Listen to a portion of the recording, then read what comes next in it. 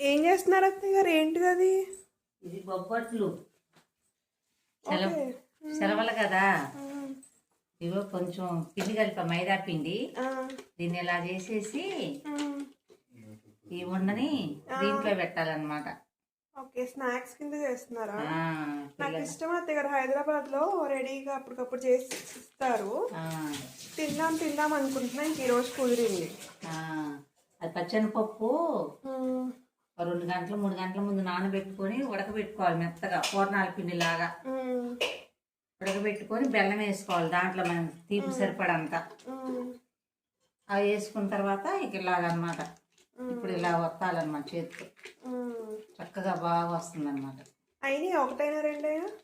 అదిగో కాలుతుంది ఒకటి, ఓ, ఏమేది ఉంది అట్లా పైన.